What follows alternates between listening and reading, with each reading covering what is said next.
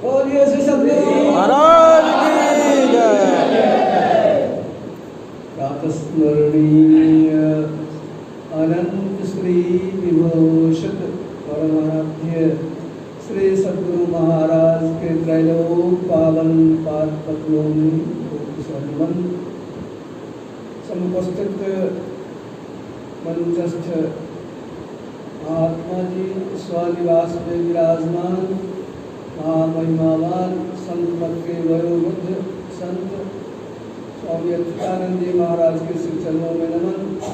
समुपस्थित साधक वृंद, धर्म प्रेमी सज्जन वृंद, धर्मशीला देवी, हम लोग के सत्संग के द्वारा ज्ञान प्राप्त करते हैं।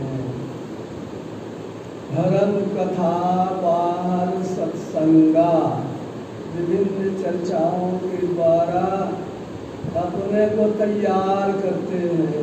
हमारे परमानंद बाबा हम लोग तो वहाँ रहते हैं महाराज में, किस्सा कहानी का स्टॉक है उनके पास में, तो पौराणिक कथाओं के माध्यम से उन्होंने आपको रखा। तो ठीक है, चेतावनी के लिए जरूरी है। गुरु महाराज का सत्संग जो किए हैं, जो नहीं भी किए हैं तो पुस्तकों को तो पढ़ ही सकते हैं। 323 प्रवचन है सत्संग सुधा सागर में, उसको पढ़िए। संत मत की मूल बातों को गुरु महाराज ने सुंदर दर्शाया। वे कैसे प्रचार करते थे, क्या प्रचार करते थे, और आज हम लोग क्या प्रचार करते हैं, तब फर्क आ जाएगा समझ में। इसलिए उस किताब का पढ़ना जरूरी है। सत्संग जो का पाठ हुआ थोड़ा कठिन हो जाता है समझने में, अर्थ इधर उधर लोग अपने मन से लगा लेते हैं, लेकिन वो उस पुस्तक को पढ़ेंगे तो और खुलासा है। तो इस तरह से गुरु महाराज के प्रवचनों को पढ़ना जरूरी है। हम लोगों की बात सुनिए और गुरु महाराज के प्रवचन को पढ़िए, मिलाइए कि कितना सही बोले कितना गड़बड़ बोले। ये थोड़े काल का सत्संग है, इसमें ज्ञान अधिक होता है। बाहरी सत्संग कम, ज्ञानाभ्यास में अंतर ज्ञान की अधिक बात होती है। तो हम लोगों ने ये जो सुना उनसे भी मैंने इसीलिए उनको कहा कि आप बोल लीजिएगा, आप चले जाइएगा, हम लोग बहुत समय है हम चर्चा करते रहेंगे। और वहाँ पर तो सब चर्चा होती ही रहती है हम लोगों के आपस में। तो वो यह था कि जब तक हम चेतेंगे नहीं तब तक करेंगे कौन चीज़, क्या करेंगे। सबसे पहली बात है मन में सजगता होनी चाहिए। वो कि भाई ये संसार ये जिसमें हम लोग हैं, यह सब दिन तो रहेगा नहीं, सुख मौज रहेगा नहीं। और इस सुख मौज में हम लोग यदि सुमिरन कर लें तो विशेष अच्छा है। हाँ, अभी तो हम लोग पढ़े पर्वताग्रे नदी तीरे बिल्व मूले बने जवा मनोरमे सुचो देशे कथन कृत्वा सुसमाहित। जो सुने कि पर्वत के आगे, चाहे नदी के किनारे, चाहे बेल वृक्ष के नीचे कितना सुख मिलेगा। ऐसा मिलेगा कालीन बिछा हुआ, पंखा घूमता हुआ मिलेगा।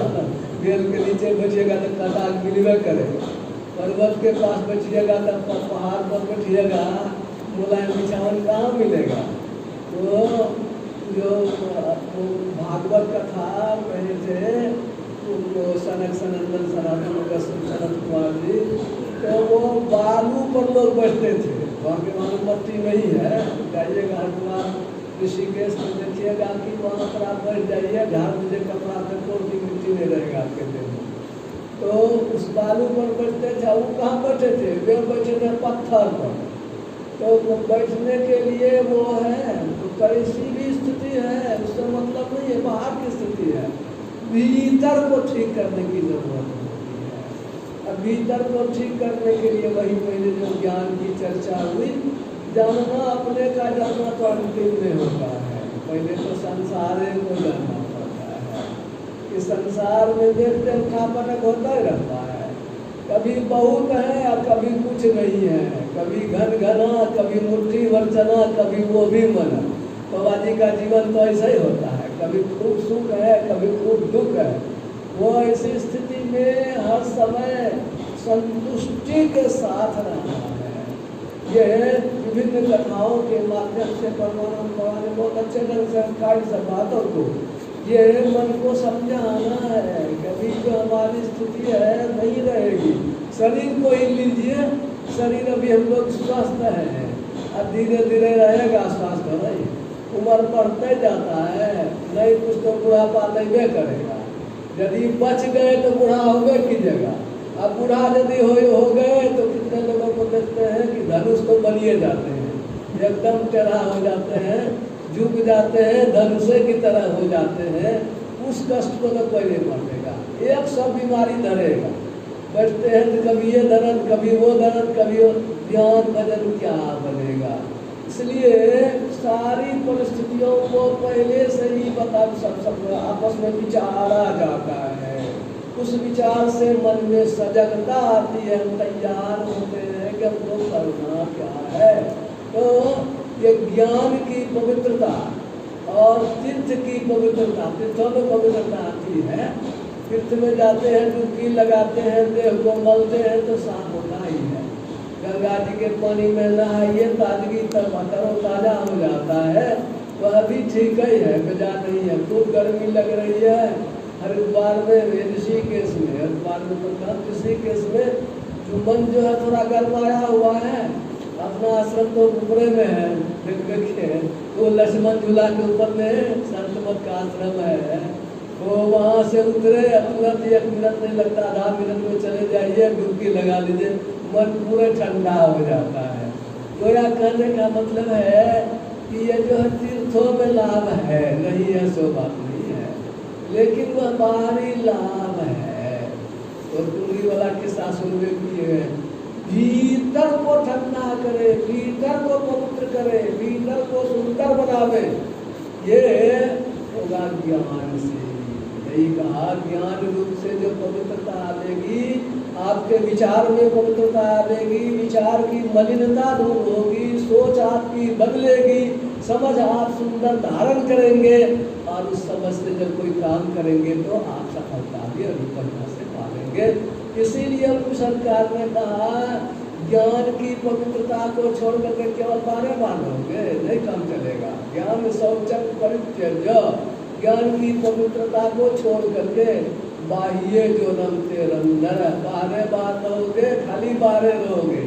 ज्ञानो सीखो बारो रो तब तक काम चलेगा। ज्ञान भी सीख रहे हैं, वहाँ गए सत्संगो कर लिए, अभी कृपा घाट क्या हो गया, तीर्थ खाने हो गया। तीर्थ समझिए, वो पहले ही बाबा लोग बोलते थे, हम लोग चेपटे में सिद्धर बाबा करते तो महातीर्थ स्थल हो जाएगा। सचमुच में देखिए भीड़ तो लगले रहता है, और उसमें अगर सत्संग कर लिए तब तो ठीक है, नहीं केवल भीड़े देखने में रह गए और वो भंडारे खाने में रह गए तब तो गड़बड़े हो गया। तो वही है कि बाह्य जो रमते नमते नर, बारे बार घूमते रहते से गड़बड़ हो गया। सहमूढ़, इसीलिए उन्होंने कुछ कड़ा शब्द कर दिया, मूर्ख है, मूढ़ है, तो मूर्खों से बेसी बढ़ गया। सहमूढ़, क्या कैसा मूढ़ है वो? सोना को तो नहीं पहचानता है, तो मिट्टी का ढोल जला देता है। पांचनन त्यक्त्वा लोष्ठंगनाथ सुव्रत, सोना को छोड़ दिया, मिट्टी का ढेला लेता है, बारे बार माथा रगड़ रहा है, पटक रहा है, बस यही समझ गया कि माथा पटक दिए हो गया। वो भी ध्यान करने के लिए सीखेंगे, जो ज्ञान है, जो मूल बात है, उसको भूल जाते हैं। इसीलिए वो बिगड़ करके कह दिए कि सोना को छोड़ करके मिट्टी का ढेला लेता है, वो मूर्ख ही है, मूढ़ है। घुसेगा गुफा में, कहेगा गुरु महाराज कितने मट्टी लेंगे, ढेर बनाता होता है सब, मिट्टी हम ले जाएंगे गौर, अरे मिट्टी लेने के लिए आया, अरे ज्ञान सीखना। तो ये स्थिति बनती है, इसीलिए कहा तीर्थ दाने जपे जगके काष्ठे पाषाण के सदा उतना शिवम पश्यति मूढ़ात्मा शिवे देह पर स्थित। ये जो ईश्वर प्रभु परमात्मा जिसकी खोज करते हैं, और बाहर तो क्या खोजेंगे, अपने भीतरे में खोजिए, वो अपने आपके देह में है। बाहर में खोजे, बाहर घर में सो, और बाहर भरमी भुलाही, सब कुछ घर में बाहर नाही, बाहर तोले सो भरमी भुलाही। नानक बाबा ने कहा घरे में सब कुछ है, बाहर में कोई नहीं खोजता है, भीतरे में खोजो। तब तो उसके लिए कहा कि सब कुछ करना चाहिए। तब संतोष मास्तिक्यम तब कीजिए, तो शरीर को कष्ट सहने की क्षमता बढ़ेगी। पर्वत के आगे भी बैठ सकेंगे, बेल गाछ के नीचे भी बैठ सकेंगे। पंखा कहाँ मिलेगा ये अगर बड़ा वाला सत्संग वाला, इतना सुख सुविधा नहीं मिलेगा। और नहीं भी मिले तब भी आप रहिए, वो दुख में भी रहिए। भोला बाबा के यहाँ लोग मोटरसाइकिल पर हवाई जहाज पर जा सकते हैं, लेकिन लोग पैदले जाते हैं। कितना लोग तो दंड खींचते हैं, फिर दुनिया पार करके दंड खींचते हैं। ये किस लिए? दुख सहने की क्षमता बढ़े। ये तब इसीलिए कहा ये मात्रा स्पर्शास्तु कौन्तेय शीतोष्ण सुख दुखदा आगमा पायनो नित्यास्तां तितिक्षस्व भारत। आगे तो ये सब आगे बातों की चर्चा थोड़ी की, अब आगे थोड़ी दूसरी पर चर्चा भी शुरू। कहा यह है कि वहाँ क्या कहा कि आप बैठ जाइए, मठन कृत्वा मठ बना लीजिए, सुरक्षित स्थान बना लीजिए, क्योंकि उसको चाहिए ही। अब धूप लगती रहेगी, वर्षा होती रहेगी, अब उनको व्यवहार करने में दिक्कत होगी, इसीलिए मठन कृत्वा मठ बना लीजिए और स्थिर होकर के शांत भाव से बैठिए। तब क्या कीजिए?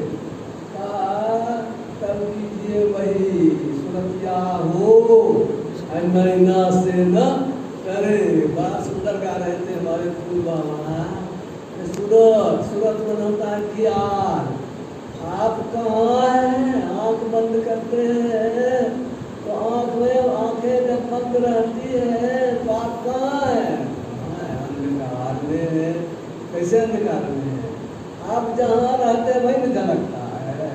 अभी हम लोग हॉल में बैठे रहते, हॉल में सब देख रहे थे एक दूसरे को, अंधकार देखते हैं। इसका मतलब है कि हम उस अंधेरिये में, वो जो अंधकार है, उस अंधकार में जो हमारा वो अंधकार है कहाँ?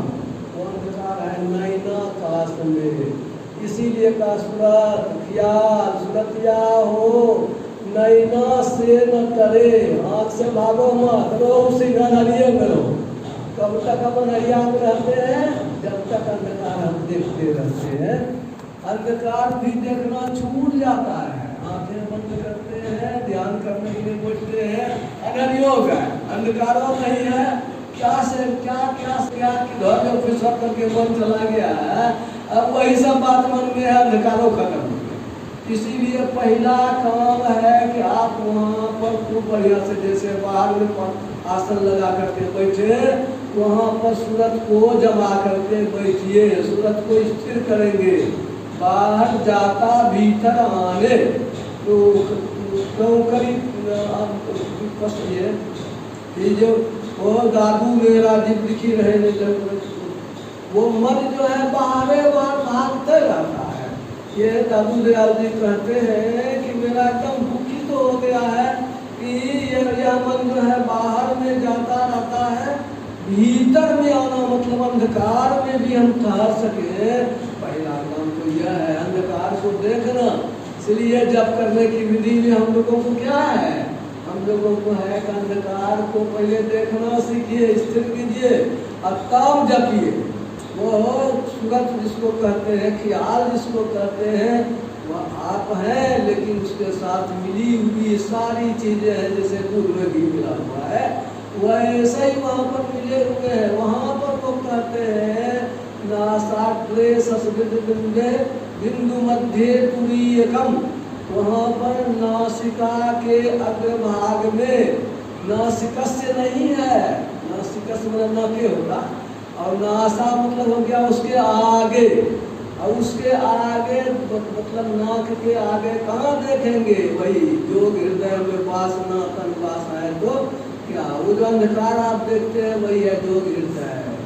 और जो हृदय का जो सेंटर पॉइंट है, जो हृदय केंद्र बिंदु सिंधु की कीर्ति अति न्यारी, उसके बीच एकदम सेंटर में थोड़ी सी जगह में वहाँ जब देखते हैं छोटी सी जगह में देखिए तो जुड़ जाती है नज़र।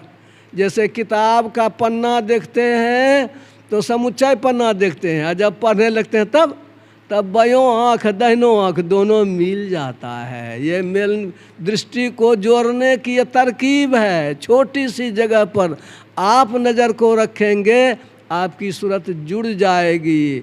और यदि आप वहाँ ठहरेंगे कितनी देर, 1/10 सेकेंड से अधिक, 1/10 सेकेंड से कम रहिएगा तो माथा आपका पकड़िए नहीं सकेगा। माथा का पावरे इतना है, डॉक्टर लोग बतावेगा। और 1/10 सेकेंड से अधिक देर जब ठहरिएगा तो आप वहाँ पर जमा होइएगा। जो बाहर में फैला हुआ था वो जमा होगा छोटी सी जगह पर, तो करिया घट जाएगा, रंग बदलना शुरू हो जाता है। ये प्रैक्टिकल है, ये थ्योरी नहीं है, ये प्रैक्टिकल है। ये आप करके देखेंगे तो आपको तुरंत मालूम होगा कि वहाँ कुछ है। वो श्याम कंज लीला गिरि सोई, तिल परमान जान जन कोई, छिन छिन मन को तहाँ लगावे, एक पलक छूटन नहीं पावे, सुति ठहरानी रहे आकाशा, तिल खिड़की में निशिदिन बासा, गगन द्वार दिस एक तारा, अनहद नाद सुने झनकारा। आप ठहरेंगे, चेतना ठहरेगी। पूज्य संत सेवी बाबा लोगों का प्रवचन देखेंगे आप तो आपको मिलेगा।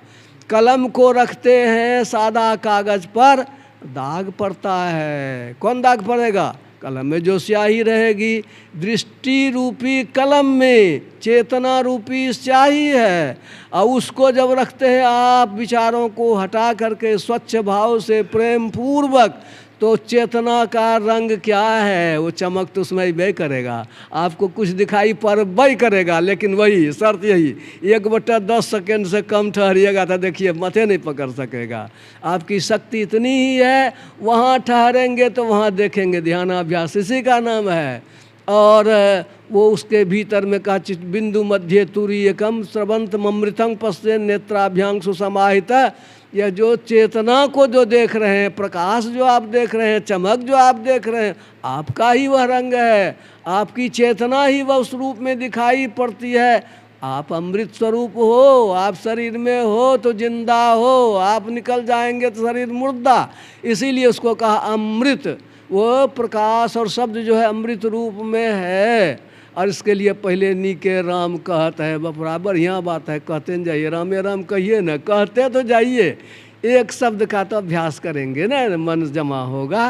और इस तरह से वो त्रिवेणी के पट भी जाने के लिए वहाँ जाएंगे तो शब्द भी मिलेगा।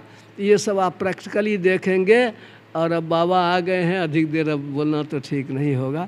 फिर चर्चा हम लोग करेंगे, 8 दिन तक चर्चा है। करते हम जो कहते हैं उसको कीजिए भी, और करके गड़बड़ी मालूम हो तो पूछिए भी, और आपस में कहिए। एक ठोन हमको कहा कि आप झूठे बता दिए। हम कहा कि झूठे तो हम ठीके बताए, लेकिन हमारे सामने करके देखो तो तब न। गुरु महाराज के प्रवचन में कितने जगह पढ़ेंगे आप कि करो सची सुमरिये होवे प्रकाश, ताते बिखिया मही रहे उदास। वो सच्चाई के साथ सुमिरन करेंगे तो सब दिखाई होगा, पड़ेगा। बोलिए श्री सद्गुरु महाराज की जय।